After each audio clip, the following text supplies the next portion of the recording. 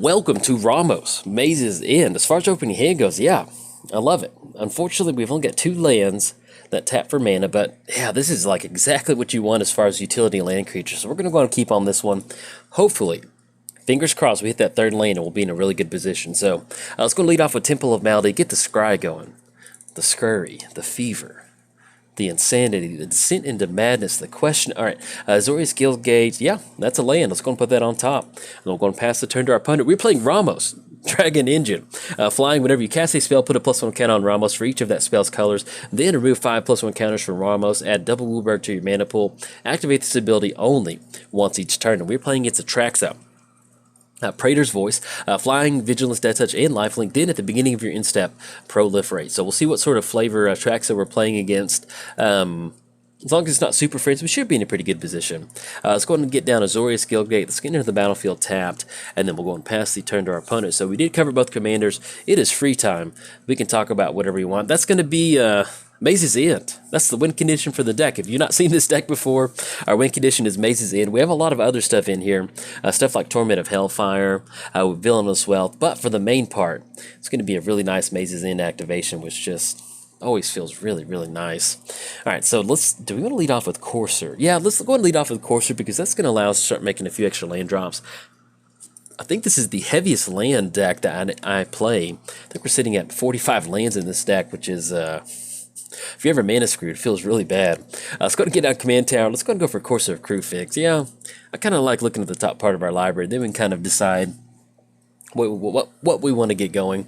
And especially once we get down Oracle, that'll be really good for us. So we'll have all the land drops to get down. Now, we are only sitting at 1 Guild Gate at this point right now, so hopefully we can get a few more Guild Gates going. Or if we hit Maze's End, that'll allow us to get a few more activations. But yeah, like I mentioned, we have Villainous Wealth. We have Diabolic Revelation. That's one of our big payoff cards. We have Door to Nothingness. That is the whole door of the deck. They're going to be holding the Door to Nothingness deck as they go for the activation. But, man, let me tell you, some of the best wins that you can get in Magic is going to be it's going to be going for Maze's End. It just feels so good. Now, do you want to get down Oracle? We get on Tireless Tracker, get down a Clue Token. That's going to be Mystical Tutor, which we definitely want to draw into, and that puts us online for Oracle next turn. Yeah, let's go and do that. Let's get down Tireless Tracker. Let's get the land, because we do want to draw into Mystical Tutor. That's basically life alone for this deck, which we absolutely want. Let's go and get that life gain going. Let's get that Clue Token going for Tireless Tracker. Now, our opponent did get down an Infect creature, so it looks like we're probably playing against Atraxa Infect. So hopefully we can kind of keep this this mirror away, at least kind of keep it at bay for at least this point right now. And then, actually, we have Maze of Ith in our hand, so that'll allow us to at least kind of stop some of this Infect. At least at this point right now, we can chump block with Courser of Crew Fix and still keep it on the battlefield, and that way we don't have to worry about some sort of Infect damage being dealt to us. But with Guilds of Ravnica, there's a new update that was just like, I saw these cards and I was like, oh my god, that's perfect for Ramos. One of the really good cards is Guild Summit. It's a 3-mana enchantment, 2 colorless and a blue. Whenever Guild Summit, Phyrexian Hydra, all right. If damage would be dealt to Phyrexian, put a -1 counter and then 1 for each damage prevented this way. Okay. So we're looking at a 7/7. One thing that definitely does help us, if we go for something like Merciless Eviction, we can exile a lot of these creatures. That's something that we might be interested in going, especially that Mystical Tutor. So we'll see what we can get going as far as what we're going to draw into. But we need to block. We need to preserve our life total. Infect total, let me rephrase that. So we'll become a 3/3 with that mirror. And then we'll need to find something to deal with that mirror, because we can basically just use Maze of Ith at this point right now on that 7/7 Hydra. Oh, there we go. Guild Summit's on top of our library. Let's see. We can Clue Token to draw a card. We get down Oracle. That'll still basically give us the access to the top part of our library, and we're only going to lose 1 life gain. I like that. Let's go to get down Oracle. Let's get down Oracle. Let's get down Maze of Ith. That's going to allow us to gain a life, get an additional Clue Token, and then let's go and pass the turn to our opponent. So, because basically Oracle is going to do what Courser is going to do, that same effect, except we get to play an additional land. So once we've drawn to Guild Summit, that way we can still... Actually, we can get down Guild Summit off Command Tower and Savannah, and then Temple of Malady and get a card draw off of that too. At this point right now, we're just going to leave our blockers up until we can find one of the lands. But Guild Summit is a new card for the deck. They also added District Guide, new in Guilds of Ravnica. It enters the battlefield, search your library for a basic land card or a gate card, reveal it, put it into your hand. So it's basically your standard 3-mana elf land tutor. And then we also have the new card Route. It's a 4-mana, like Circuitous Route or something like that. Search your library for up to 2 basic land cards or gate cards, put them onto the battlefield tapped, then shuffle your library. So that's kind of some really nice ways to really kind of amplify that gate theme. And it's kind of one of those, like, I got in during Return to Ravnica, and so I've always wanted to build. I've always been intrigued by Maze of Ith, not Maze of Ith, but Maze's End. And I always wanted to build a deck for it. And whenever they released Ramos, I was like, all right, let's have some fun. Let's do that. All right, and our opponent will not be swinging with Hydra. So I do like that. They're simply just going to leave Scourge over there. Now, once they do get down Atraxa, that will be something we need to watch out for. But I think at this point right now, with them not swinging in, we're simply going to see if we can't hit a few more land drops and then kind of go from there. Now, here's the kicker. Do we want to crack a clue token to see if we can't draw a card? Maybe kind of free up some of these lands. Yeah, let's go and do that. Let's go and go Command Tower. At this point right now, we're just trying to see if we can't kind of get some of these lands going onto the battlefield. Okay, there we go, Wooded Foothills. Let's go and get down Wooded Foothills. That's going to allow us to gain a life, gives us an additional clue tracker token. Let's go and get down Island. Oh, and then Life from the Loam. That is exactly what we need. We do not want to crack Wooded Foothills yet at this point right now. So let's go and gain that additional life. Let's go and crack clue token. That way we can draw into Life from the Loam. Boy, this busted wide open. This is wonderful. And then let's go and crack Wooded Foothills, and we can actually go and bring back Wooded Foothills with Life from the Loam and still leave up Command Tower. So let's go and grab Tropical Island, I think, at this point right now. We do have a lot of black and green and blue in our hand. That's going to allow us to gain additional life. And there are no more land drops that we can make. Let's go and go for Life from the Loam, grab that Wooded Foothills. And this is pretty much what you want to get going with Ramos. Get some really nice sort of value engine going, and then we're just going to go ahead and pass the turn to our opponent. So, like I mentioned, we want to keep that infect off as long as possible. Now, with us having Mystical Tutor, that basically keeps us online for whatever sort of option that we want to go for. If our life total is going to get actually a little bit decent high off of Courser of Crewfix by us making a bunch of land drops, something that we can grab is going to be something like Toxic Deluge. We can use that. At this point right now, we're looking at 7 life, but with basically Courser of Crewfix and a fetch land, it's really not going to matter that much off of Toxic Deluge. So, and then also Merciless Eviction is something that we might want to kind of leave in our library, at least at this point right now. So we'll see what they're going to get down. If they're going to go for Atraxa, I kind of like going for Toxic Deluge. It's at least going to allow us to kind of stop some of this infect pressure that our opponent wants to put on us. All right, so no swinging from our opponent. They will be able to proliferate. Let's see if they put a +1 counter on Courser of Crewfix. Oh, excuse me. Yeah, they did go for the -1. And then, do we want to dredge Life from the Loam?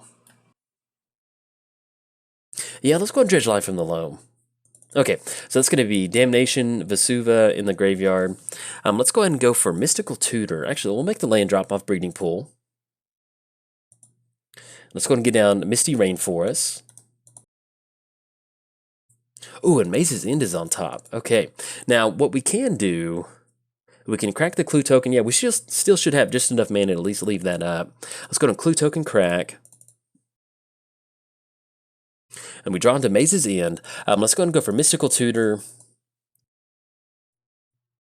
Let's go Toxic Deluge. So we draw into Toxic Deluge. Let's go ahead and crack Misty. And we'll go and grab Bayou. And let's go ahead and go for Toxic Deluge. Actually, we'll go ahead and at least swing across with Tireless Tracker and see if our opponent wants to do anything off of that. And then we'll go and see if, maybe we can get a little bit extra damage. Okay, so they do end up trading with that Hydra, and let's go ahead and go for Toxic Deluge, and that actually makes it a little bit easier for us with Toxic Deluge. So let's go and go in black, then 1 and 2. Let's go and pay. At this point right now, this is basically just going to be 4 life. Click OK. That's going to put us back down to 27, and then hopefully just kind of clean up the board. All right, anything else, we're going to pass the turn to our opponent. Now, we do have Maze's End in the hand, so hopefully we can get that down and kind of start getting some good stuff going off those Maze's End activations. Unfortunately, at this point right now with Guild Summit, We only have Azorius Guildgate on the battlefield at this point right now. We do have Life from the Loam, and we do have a few couple more lands. So what we can do is we actually, Mace's End is not a legendary land. So what we can do is go for Vesuva, enters the battlefield tapped. We can bring that back with Life from the Loam, have it enter the battlefield as a copy of Mace's End, and then start going for double activations, kind of speed up some of those guild gates. Now, unfortunately, with us having to go for Toxic Deluge, we did miss out on stuff like Oracle. That's going to be an extra land drop. We do have Mina and Dean, which allows us to kind of make a few extra land drops, and then a few other cards that we haven't seen yet. Stuff that like the route card that allows us to kind of search up 2 gate cards. So it's not necessarily it is a little slow trying to get down, just go for Maze's End activations, but when you have some sort of way to kind of amplify those land drops, the double land drops, it makes it a lot easier to get some of that stuff going. Okay, opponents are going to go for Atraxa. With us having Eternal Witness in the hand, we can end up going for Toxic if we want to go for that again.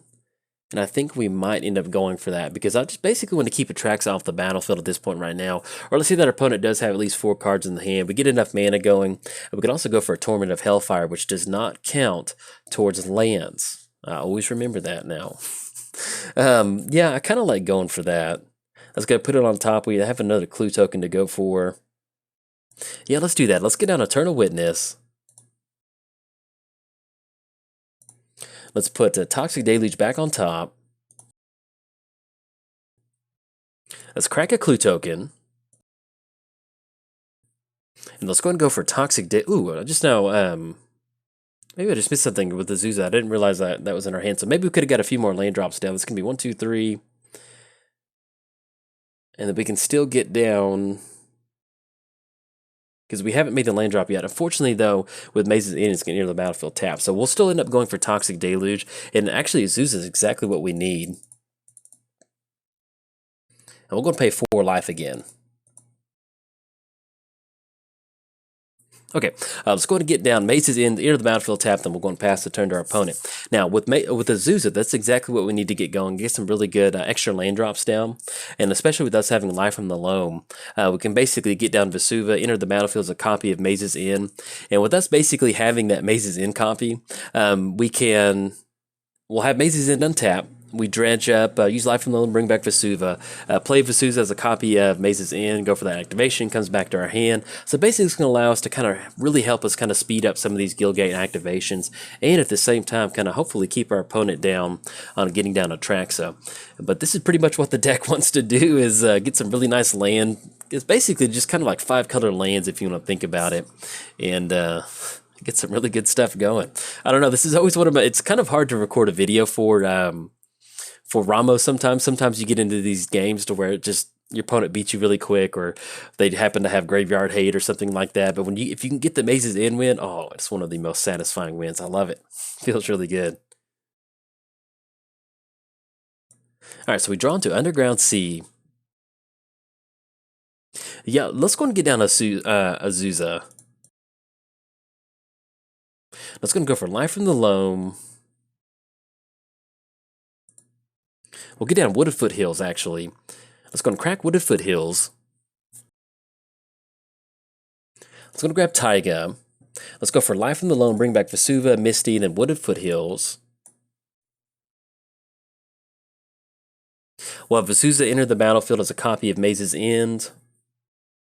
And then let's go for the Maze's End activation. And with us finally starting to work towards these guild gates, what we can do is we'll go and get on Maze's End again, and then anything else. Unfortunately, we could have left up some white mana for Weathered Wayfarer, but I feel like it's going to be a long time before we have an active Weathered Wayfarer, so it's not the end of the world.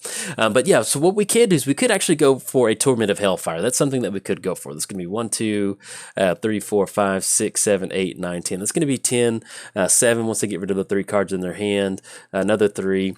At this point right now, I really want to go for these Maze's End activations, so let's go and dredge Life from the Loam. And we do hit at least one more guild gate. Let's go and go for Life from the Loam on... Let's go and get down Guild Gate. Let's go and go for Maze's End activation. Let's grab Simic Guild Gate. Let's go for the Vesuva activation.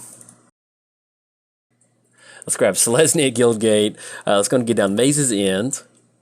And let's go and get down Vesuva, becoming a copy of, I want to click on the right thing. Where are you? Maze's End, there we go.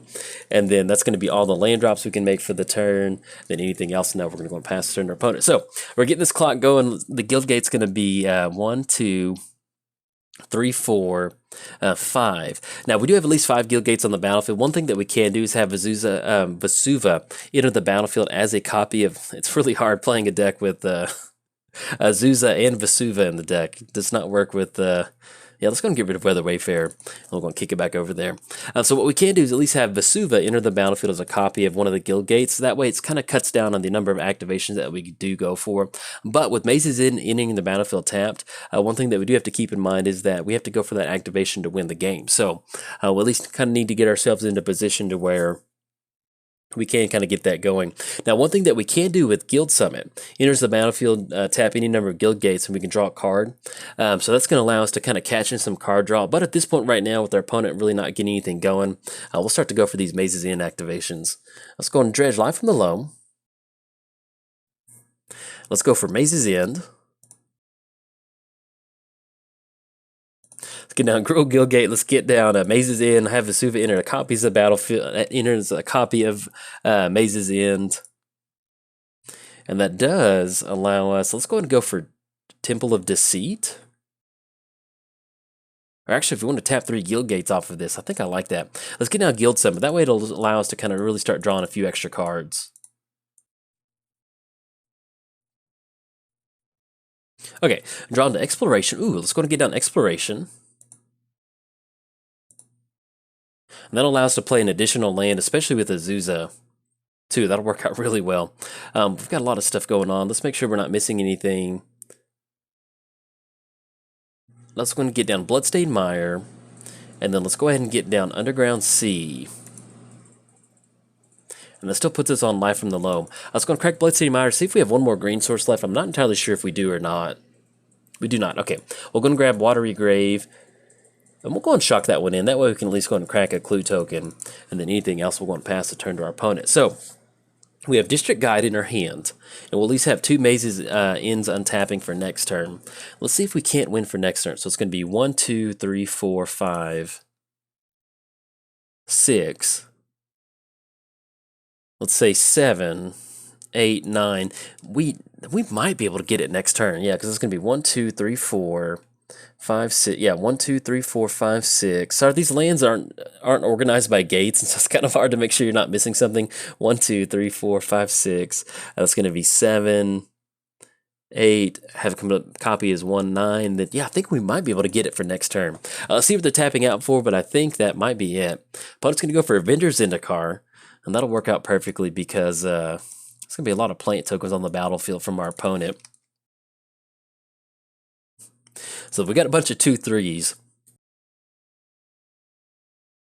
And then let's go and go for a clue token activation.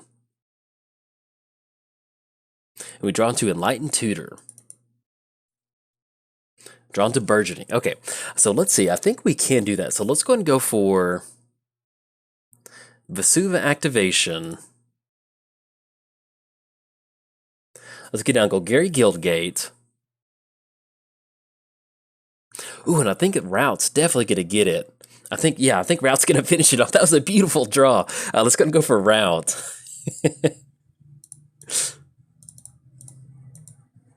Yeah, I think we still probably would have had it with Maze's End, but with Rout and us being able to make a few extra land drops, it's going to get down Dimir Guildgate, Boros Guildgate. We're going to be able to draw a few more cards. And we'll get an official Guildgate count. Thespian Stage.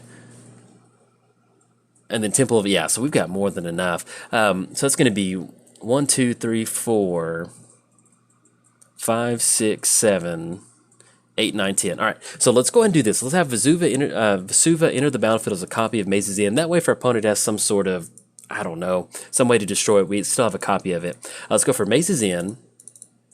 And that should be all the guild gates. Yeah, 1, 2, 3, 4.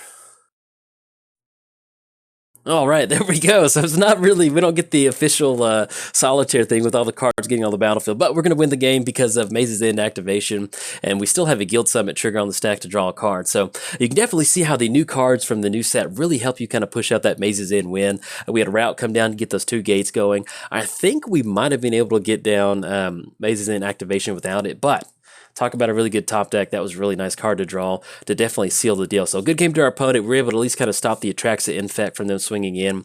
An early Maze of Ith really helped us kind of get some nice board control. And as you can tell, something like Azusa and Exploration, just allowing you to make a bunch of little extra land drops, really helps you get some good stuff going. So if you open up a Guild Summit and a route, and you want to do something with it, build a Maze's End deck. In fact, if you enjoyed the video, like and subscribe. Thanks. Bye.